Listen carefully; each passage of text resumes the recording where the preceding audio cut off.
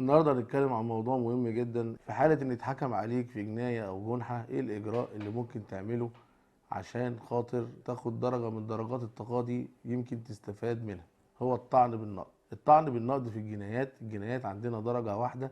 الدرجة التالية ليها هي الطعن بالنقد. الطعن بالنقد بيكون خلال 60 يوم من صدور الحكم الجنائي، بيبدأ من اليوم التالي للنطق بالحكم.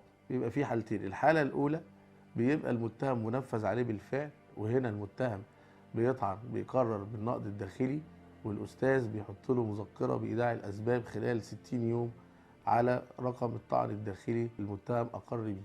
والحالة الثانية بيكون المتهم حضور اعتباري، وهنا يقدر الأستاذ يطعن بتوكيل عام بالقضايا، وبرضك بيوضع الأسباب خلال 60 يوم من النطق بالحكم. ده بالنسبة للجنايات. أما بالنسبة للجنح فهي درجة ثالثة بعد الاستئناف، برضك بنفس المواعيد، 60 يوم من صدور النطق بالحكم، بنفس الإجراءات بتاعة الجنايات. لو المتهم محبوس بيقرر بالطعن الداخلي، والأستاذ بيحط له مذكرة بإيداع الأسباب خلال 60 يوم. ولو المتهم غير منفذ عليه والحكم حضور اعتباري، بيطعن الأستاذ بتاعه بتوكيل عام بالقضايا ويحط له مذكرة الأسباب خلال 60 يوم. ودور المحامي في الطعن بالنقد هو إيجاد الأسباب التي تصم الحكم بالعوار لتجعل محكمة النقد الإعادة موجبة. يعني إيه الكلام ده؟ ناس كتيرة فاكرة إن الطعن بالنقد بينظر موضوع القضية. لأ، التفسير ده خاطئ.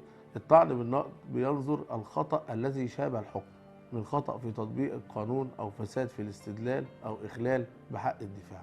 ومن هنا بيجي دور المحامي في إيجاد الأسباب التفسيرية للحكم المنطقية، ويراقب ويكتب أسبابه على إن الحكم كان مساير للعدالة وحسن تطبيق القانون.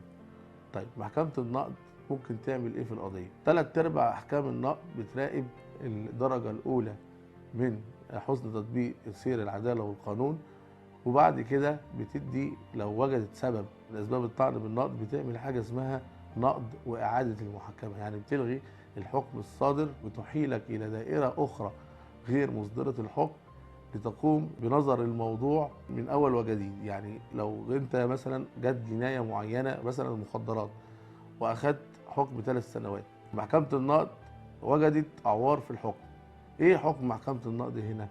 يقول لك نقض واعادة والاحالة لدائرة اخرى مغايرة. لو صدر عليك حكم في جناية او جنحة تقدر تتواصل مع مكتبنا عشان نقدر نساعدك في اسباب الطعن عن طريق موقع المتر.